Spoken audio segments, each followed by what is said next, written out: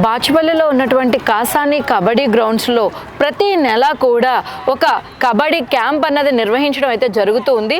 So ఈ కబడ్డీ క్యాంప్లోని చాలామంది క్రీడాకారులు, ముఖ్యంగా క్రీడాకారులు అన్నటువంటి ఆడపిల్లలను అందరినీ కూడా వివిధ జిల్లాల నుంచి, తెలంగాణలోని వివిధ జిల్లాల నుంచి ఇక్కడికి తీసుకువచ్చి ఒక క్యాంప్ అనేది నిర్వహించి వాళ్ళని జిల్లా స్థాయిలోని అదేవిధంగా జాతీయ స్థాయిలోని వాళ్ళని సెలక్షన్స్ చేసి గేమ్స్కి పంపించడం అయితే జరుగుతుంది. సో అసలు ఈ క్యాంప్ ఏంటి, ఈ క్యాంప్ ముఖ్య ఉద్దేశం ఏంటి, ఈ క్యాంప్లో వాళ్ళకి ఎటువంటి సర్వీస్ని ప్రొవైడ్ చేస్తున్నారని అయితే సార్ ఇక్కడ కోచ్ అయితే ఉన్నారు, ఆయన మాటలను తెలుసుకుందాం. నమస్కారం సార్. సార్ అంటే మీరు ఎన్ని సంవత్సరాలుగా కబడ్డీ కోచింగ్ ఇస్తూ ఉన్నారు? ఇక్కడ ఈ కోచింగ్ అంటే ఈ క్యాంప్ గురించి చెప్తారా కొంచెం? అంటే ఇంతకుముందు నేను సౌత్ సెంట్రల్ రైల్వేలో ఇంటర్నేషనల్ కోచ్ కూడా ఉన్నాను, సౌత్ సెంట్రల్ కోచ్గా కూడా ఉన్నాను. ఇక్కడ నుంచి రీసెంట్లీ నేను 6 months అయింది రిటైర్డ్ అయ్యి. 6 months అంటే 2 years నుంచి ఇప్పుడు నేను తెలంగాణ కబడ్డీ అసోసియేషన్ నేను జాయింట్ సెక్రటరీగా పనిచేస్తాను. అదే కోచ్గా కూడా, స్టేట్ కోచ్గా కూడా పనిచేస్తున్నాను.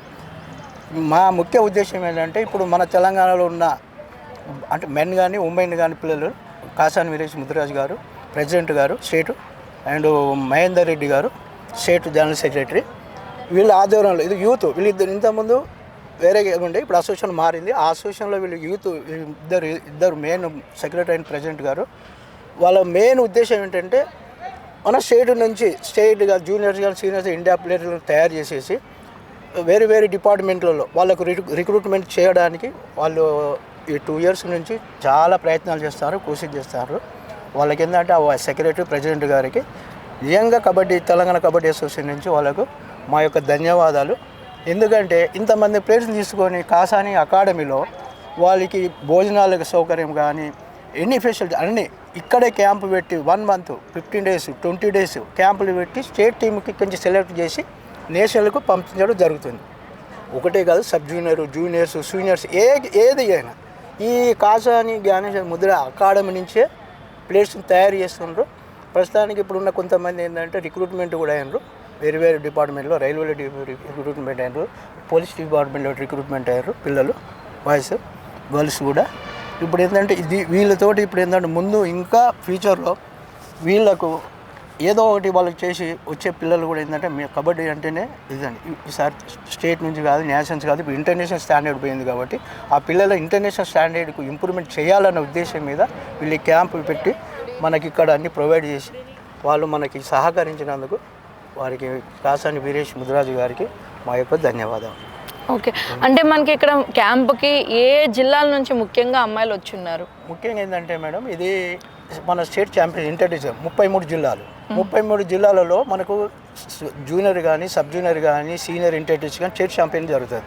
అందులో నుంచి ఏంటంటే 33 జిల్లాల నుంచి బెస్ట్ ప్లేయర్స్ ఎవరైతే ఉంటారో ప్రాబ్లమ్స్లో తీసుకుంటారు స్టేట్ టీం కొరకు.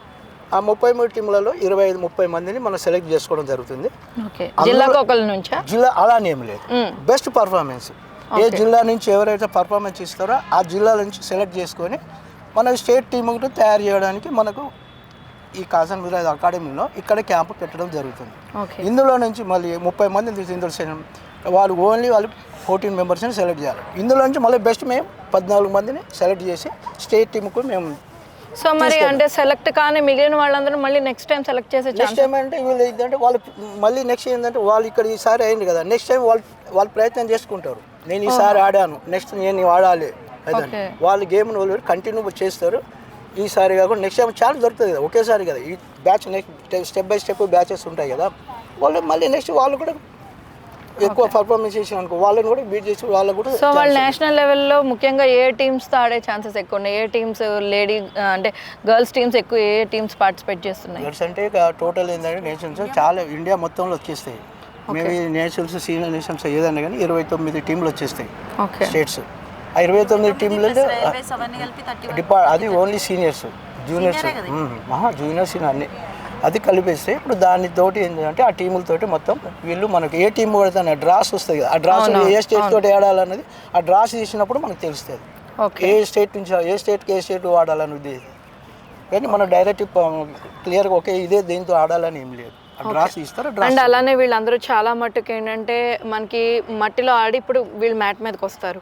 సో మీకు వాళ్ళని ట్రైన్ చేయడంలో ఏమైనా డిఫికల్టీస్ ఫేస్ చేయడం అట్లా ఏమైనా జరిగిందంటారా? నేను డెఫినెట్లీ ఉంటుంది. ఇప్పుడు మ్యాట్ మీద ఉంటుంది, మట్టి మీద ఉన్నది, దీనికి చాలా డిఫరెన్స్ ఉంది. అవును. మట్టి మీద అంటే మీకు చాలా టైం ఉంటుంది, కానీ మ్యాట్ మీద అంటే చాలా ఎనర్జీ ఎక్కువ కావాలి. ఎందుకంటే స్పీడ్ దాని మీద స్పీడ్ అండ్ మ్యాట్ మీద ఇది అది దీనికి చాలా డిఫరెన్స్. దానికి ఇంకా ఎందుకంటే వాళ్ళకి ఫిట్నెస్ ఎక్కువ ఉండాలి. ఈవెన్ మట్టి మీద అని అనుకో, నీకు ఎట్లీ 40 కాదు 1 అవర్ అయినా చేయొచ్చు, కానీ మ్యాట్ మీద ఒక టైమింగ్స్ ఉంటుంది.